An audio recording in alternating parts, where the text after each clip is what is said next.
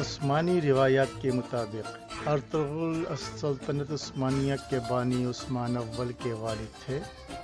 اس کے علاوہ ان کے بارے میں حقائق پر مبنی معلومات نہ ہونے کے برابر ہیں۔ کئی صدیوں تک دنیا کے ایک بہت بڑے حصے پر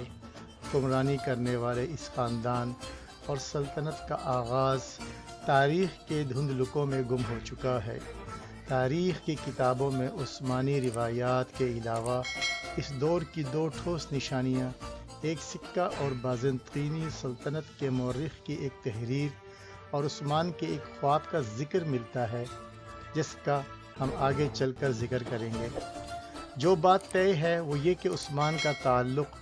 آج کے ترکی میں اناطولیہ کے علاقے میں آباد ترک خانہ بدوش قبیلے سے تھا،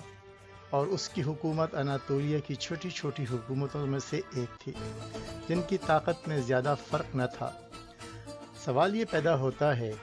کہ آخر عثمان یا پھر ان کے والد نے ایسا کیا کیا کہ صرف اسی خاندان کا راج قبیلے سے چھوٹی ریاست اور پھر اناطولیہ کی بڑی سلطنت بننے سے 3 بر اعظموں میں پھیلا اور پھر خلافت میں تبدیل ہوا۔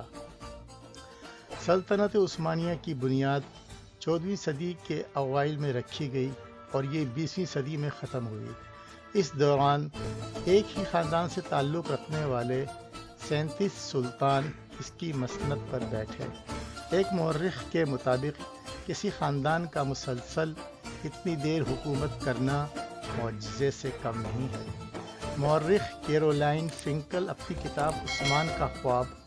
سلطنت عثمانیہ کی کہانی میں لکھتی ہیں کہ عثمانیوں کی کامیابی کی وجوہات کچھ بھی ہوں، لیکن ان کی اناطولیہ، وہ علاقہ جو کسی حد تک آج کے ترکی کی حدود سے مطابقت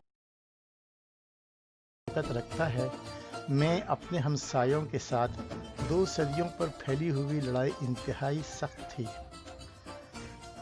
مورخ اسٹینفورڈ جیشا اپنی کتاب سلطنت عثمانیہ کی تاریخ اور جدید ترکی میں اسی روایت کا ذکر کرتے ہوئے لکھتے ہیں کہ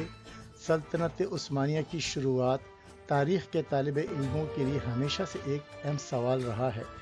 لیکن اس دور کے ذرائع کی کمی اور بعد کے ادوار میں لکھی گئی روایات میں تضاد کی وجہ سے پورے یقین سے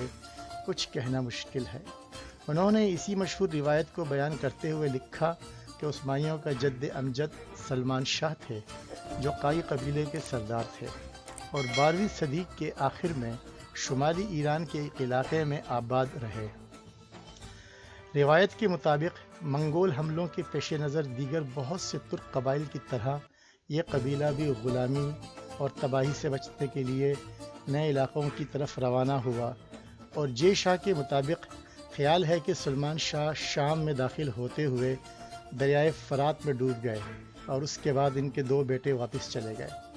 جبکہ ارطغرل نے مغرب کی طرف اپنا سفر جاری رکھا اور اناطولیہ کے علاقے میں داخل ہو گئے، جہاں سلجوق حکمرانوں نے ان کی مدد کے بدلے انہیں اناطولیہ کے مغربی علاقے میں زمین دے دی۔ جے شاہ کی کتاب میں درج اس روایت کے مطابق ارطغرل 1280 میں چل بسے اور قبیلے کی قیادت ان کے بیٹے عثمان کو مل گئی۔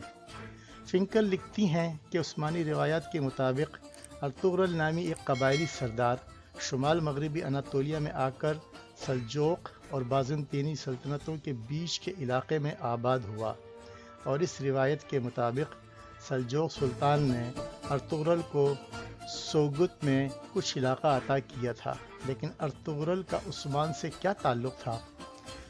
نامعلوم تاریخ والا سکہ۔ فنکل لکھتی ہے کہ عثمان کے دور سے ملنے والا واحد سکہ اگر اصلی ہے تو اس سے ثابت ہوتا ہے کہ ارطغرل یقیناً تاریخی شخصیت تھے۔ اس سکے پر درج ہے جاری کردہ برائے عثمان ولد ارطغرل درج ہے۔ فنکل مزید لکھتی ہیں کہ عثمان کا اپنے نام پر سکہ جاری کرنا ثابت کرتا ہے کہ وہ اس وقت صرف ایک قبائلی سردار نہیں تھے، بلکہ اناطولیہ میں اپنے آپ کو سلجوق منگول سلطنت کے سائے سے باہر ایک خود مختار امیر سمجھنا شروع ہو چکے تھے۔ تاریخ میں عثمانیوں کا پہلا ذکر، فنکل لکھتی ہیں کہ عثمانیوں کا پہلا ذکر سن 1300 کے قریب ملتا ہے۔ اس وقت کے ایک بازنطینی مورخ نے لکھا کہ سن 1301 میں بازنطینی فوج کا سامنا عثمان نامی ایک شخص کی فوج سے ہوا۔ جنگ بافیوس کہلانے والی یہ لڑائی قسطنطنیہ استنبول کے قریب لڑی گئی تھی اور اس میں بازنطینی فوج کو بری طرح شکست ہوئی، لیکن عثمانیوں کا بازنطینی سلطنت کی برابری کرنے میں ابھی بہت وقت تھا، اور جب ایسا ہوا تو اس کے ساتھ ہی ایک خاندان کا اچانک گمنامی سے نکل کر اتنا آگے آنے کے بارے میں کئی دہائیوں نے بھی جنم لیا۔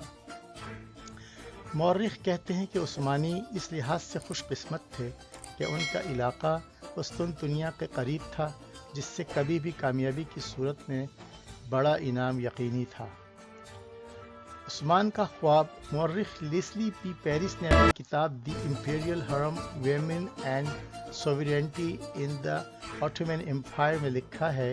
کہ سلطنت عثمانیہ کے آغاز کے بارے میں سب سے زیادہ سنی جانے والی روایت کے مطابق عثمان نے اپنی ابتدائی کامیابیوں کے بعد ایک خواب دیکھا تھا۔ اس خواب میں انہوں نے دیکھا کہ ایک درویش شیخ ادی بالی کے سینے میں چاند نمودار ہوتا ہے اور اس کے اپنے سینے سے داخل ہو جاتا ہے۔ اس کے ساتھ ہی اس پیٹ سے ایک بہت بڑا درخت نکلتا ہے جس کا سایہ پوری دنیا پر چھا جاتا ہے۔